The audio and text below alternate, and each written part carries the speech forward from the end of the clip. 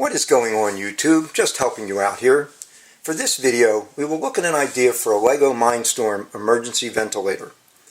With the current shortage of ventilators due to the COVID-19 pandemic, I thought I would try making an emergency ventilator with one of the old Mindstorm NXTs I had sitting around. Since there are so many of these in the first community, they could be readily available if needed. Most of the local fire and EMT services have manual respirator bags that are pumped by hand. The idea here is to automate the process using the NXT to do the work. Here is a typical manual bag that is pumped by hand. Many have tubes in place of the face cup, allowing the bag to be placed off to the side of the individual. As you can imagine, your hand would tire rather quickly pumping this. Here is a Mindstorm NXT design which will exercise the bag autonomously based upon the program execution. This particular design is based upon that large adult size bag that we just showed. Since I didn't have that bag when I first started the design, I wanted to make it as versatile as possible. I chose to use two motors so that in the event the arms needed to be exercised individually, they could. So here we have a motor in the back, we have a motor in the front, and this is basically a symmetrical design. Since the motors are independent, I needed a way to set them to some position and track their motion. So I chose here to put switches on either side. I have a switch here and a switch here.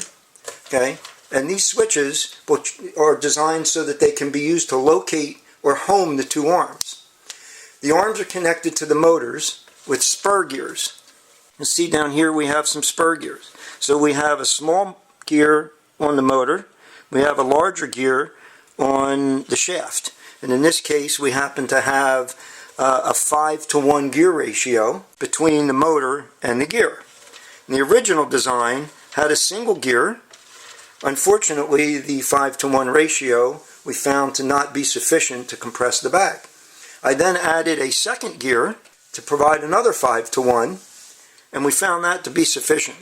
I also decided to use two sets of gears on each side, and that would distribute the force evenly.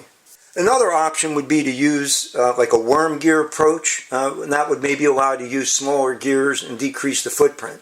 This base was configured to be fairly small, rigid, and have a low profile. Once I added this second set of gears, unfortunately I had to increase the overall height, which is why I added this platform up at the top. So let's look at the operation.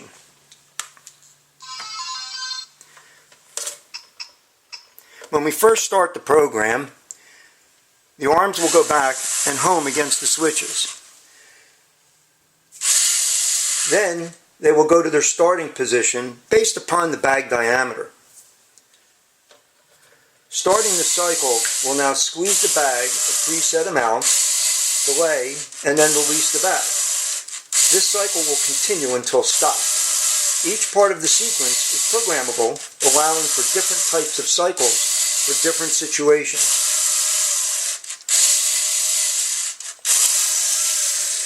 Let's take a look all around. Here's the gears. You can see the difference in the speed of the gears. We've got a little bit more torque there.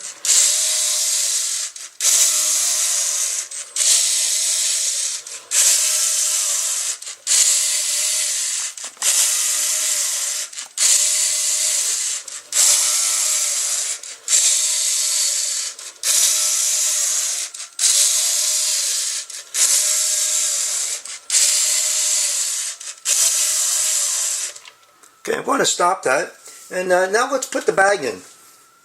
So we put the bag on the platform, and since the bag is shaped kind of like a football, we have a little upright on the platform that holds the bag up on the back side and holds it in place. Okay, here it is in operation. Go back and home. Go to the bag position based upon this particular diameter. And now we're going to pump the bag.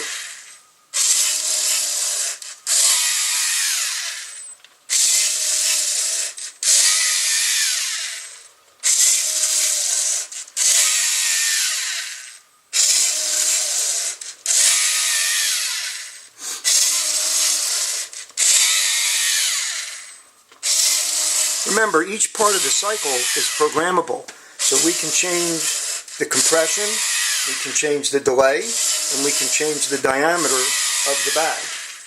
So, that's it for this video. If you enjoyed it, please drop a like.